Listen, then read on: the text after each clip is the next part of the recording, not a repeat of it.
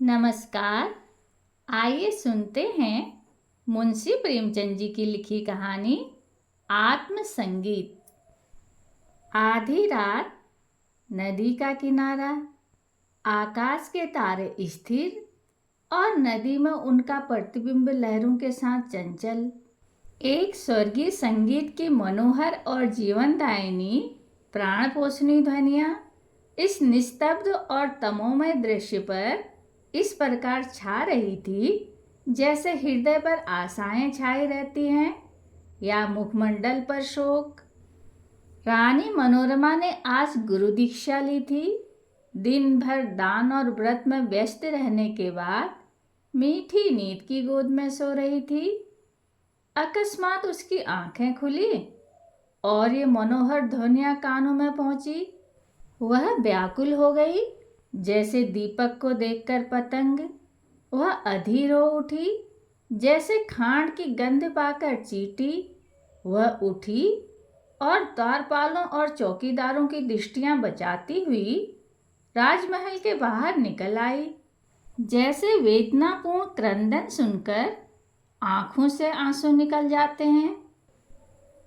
सरिता तट पर कटीली झाड़ियां थी, ऊंचे कगारे थे, भयानक जंतु थे और उनकी डरावनी आवाजें। शव थे और उनसे भी भयंकर उनकी कल्पना। मनोरमा कोमलता और सुकुमारता की मूर्ति थी, परंतु उस मधुर संगीत का आकर्षण उसे तन्मयता की अवस्था में खींचे लिए जाता था। उसे आपदाओं का ध्यान न था। वह घंटों चलती रही, यहाँ तक कि मार्ग में नदी ने उसका गतिरोध किया। मनोरमा ने विवश होकर इधर उधर दृष्टि दौड़ाई। किनारे पर एक नौका दिखाई दी। निकट जाकर बोली, माँ जी, मैं उस पार जाऊंगी। इस मनोहर राग ने मुझे व्याकुल कर दिया है। माझी बोला, रात को नाव नहीं खोल सकता, हवा तेज है और लहरें डरावनी, जान जोखिम है। मनोरमा, मैं रानी मनोरमा हूँ, नाव खोल दे, मुँह मांगी मजदूरी दूंगी। माझी, तब तो नाव किसी तरह नहीं खोल सकता, रानियों का इसमें निबाह नहीं।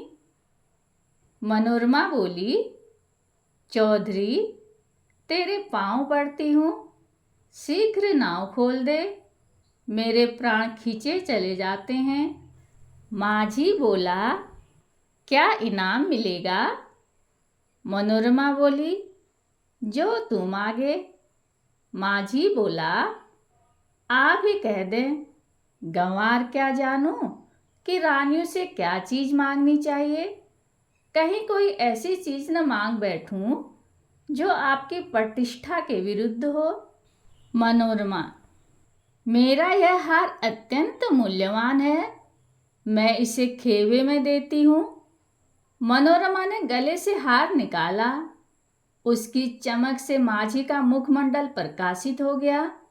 वह कठोर और काला मुख जिस पर झुर्रियाँ पड़ी थी। अचानक मनोरमा को ऐसा प्रतीत हुआ मानो संगीत की ध्वनि और निकट हो गई हो। कदाचित कोई पूर्ण ज्ञानी पुरुष आत्मानंद के आवेश में उस सरिता तट पर बैठा हुआ उस निस्तब्ध निशा को संगीत पूर्ण कर रहा है। रानी का हृदय उछलने लगा। आह, कितना मनोमुग्धकर राग था। उसने अधीर होकर कहा, माझी, अब देर न कर, नाव खोल, मैं एक क्षण भी धीरज नहीं रख सकती। माझी, इस हार को लेकर मैं क्या करूँगा? मनोरमा, सच्चे मोती हैं। माझी, यह और भी विपत्ति है। माझिन गले में पहनकर पड़ोसियों को दिखाएगी, वह डाह से जलेंगी, उसे गालियां देंगी। कोई चोर देखेगा तो उसकी छाती पर सांप लौटने लगेगा। मेरी सुनसान झोपड़ी पर दिन दहाड़े डांका पड़ जाएगा। लोग चोरी का अपराध लगाएंगे। नहीं नहीं, मुझे यह हार नहीं चाहिए। मनोरमा, तो जो कुछ तू मांग वही दूंगी, लेकिन देर न कर। मुझे अब धैर्य नहीं है, प्रतीक्षा करने की तनिक भी शक्ति नहीं है। इस राग की एक एक तान मेरी आत्मा को तड़पा देती है। माझी, इससे भी अच्छी कोई चीज दीजिए। मनोरमा, अरे निर्दयी, तू मुझे बातों में लगाए रखना चाहता है। मैं जो देती हूँ वह लेता नहीं, स्वयं कुछ मांगता नहीं। तुझे क्या मालूम मेरे हृदय की इस समय क्या दशा हो रही है। मैं इस आत्मिक पदार्थ पर अपना सर्वस्व न्योछावर कर सकती हूँ। माझी, और क्या दीजिएगा। मनोरमा, मेरे पास इससे बहुमूल्य और कोई वस्तु नहीं है, लेकिन तू अभी नाव खोल दे तो प्रतिज्ञा करती हूँ कि तुझे अपना महल दे दूंगी, जिसे देखने के लिए कदाचित तू भी कभी गया हो। विशुद्ध श्वेत पत्थर से बना है, भारत में इसकी तुलना नहीं। माझी हंसकर, इस महल में रहकर मुझे क्या आनंद मिलेगा, उल्टे मेरे भाई बंधु शत्रु हो जाएंगे। इस नौका पर अंधेरी रात में भी मुझे भय नहीं लगता। आंधी चलती रहती है और मैं इस पर पड़ा रहता हूँ, किंतु वह महल 2 दिन में ही फाड़ खाएगा। मेरे घर के आदमी तो उसके एक कोने में ही समा जाएंगे, और आदमी कहाँ से लाऊंगा। मेरे नौकर चाकर कहाँ, इतना माल असबाब कहाँ, उसकी मरम्मत कहाँ से कराऊंगा।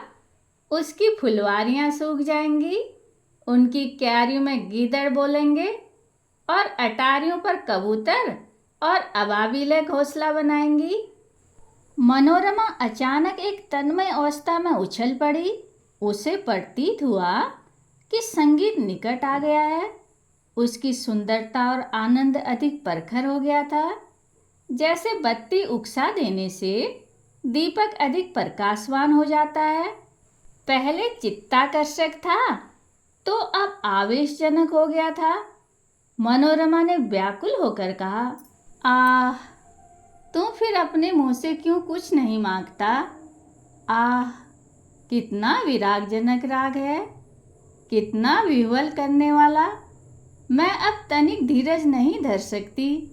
पानी उतार में जाने के लिए जितना व्याकुल होता है, श्वास हवा के लिए जितनी विकल होती है, गंध उड़ जाने के लिए जितनी व्याकुल होती है, मैं उस स्वर्गीय संगीत के लिए उतनी ही व्याकुल हूँ। उस संगीत में कोयल की सी मस्ती है, पपीहे की सी वेदना है, श्यामा की सी विवलता है। इससे झरनों का सा जोर है, आंधी का सा बल। इसमें वह सब कुछ है। इससे विवेकाग्नि प्रज्वलित होती है, जिसमें आत्मा समाहित होती है और अंतःकरण पवित्र होता है। माझी, अब एक क्षण का भी विलंब मेरे लिए मृत्यु की यंत्रणा है। शीघ्र नौका खोल। जिस सुमन की यह सुगंध है, जिस दीपक की यह दीप्ति है, उस तक मुझे पहुंचा दे। मैं देख नहीं सकती, इस संगीत का रचयिता कहीं निकट ही बैठा हुआ है, बहुत निकट। माझी, आपका महल मेरे काम का नहीं है, मेरी झोपड़ी उससे कहीं अधिक सुहावनी है। मनोरमा, हाय, तो अब तुझे क्या दूं। यह संगीत नहीं है, यह उस विशाल क्षेत्र की पवित्रता है। यह समस्त सुमन समूह का सौरभ है, समस्त मधुरताओं की माधुरी है, समस्त अवस्थाओं का सार है। नौका खोल। मैं जब तक जीऊंगी तेरी सेवा करूंगी, तेरे लिए पानी भरूंगी, तेरी झोपड़ी बुहारूंगी। हाँ, मैं तेरे मार्ग के कंकड़ भी चुनूंगी, तेरे झोपड़े को फूलों से सजाऊंगी, तेरी माझिन के पैर मलूंगी। प्यारे माझी, यदि मेरे पास 100 जानें होती तो मैं इस संगीत के लिए अर्पण करती। ईश्वर के लिए मुझे निराश न कर। मेरे धैर्य का अंतिम बिंदु शुष्क हो गया। अब इस चाह में दाह है, अब यह सिर तेरे चरणों में है। यह कहते कहते मनोरमा एक विक्षिप्त की अवस्था में माँ जी के निकट जाकर उसके पैरों में गिर पड़ी। उसे ऐसा प्रतीत हुआ मानो वह संगीत आत्मा पर किसी प्रज्वलित प्रदीप की तरह ज्योति बरसाता हुआ मेरी ओर आ रहा है। उसे रोमांच हो आया, वह मस्त होकर झूमने लगी। ऐसा ज्ञात हुआ कि मैं हवा में उड़ी जाती हूँ। उसे अपने पार्श्वदेश में तारे झिलमिलाते हुए दिखाई देते थे। उस पर एक आम विस्मृत सा भावावेश छा गया और अब वही मस्ताना संगीत, वही मनोहर राग उसके मुंह से निकलने लगा। वही अमृत की बूंदें उसके अधरों में टपकने लगी। वह स्वयं इस संगीत की स्रोत थी। नदी के पास से आने वाली ध्वनियाँ, प्राणपोषणी ध्वनियाँ उसी के मुख से निकल रही थी।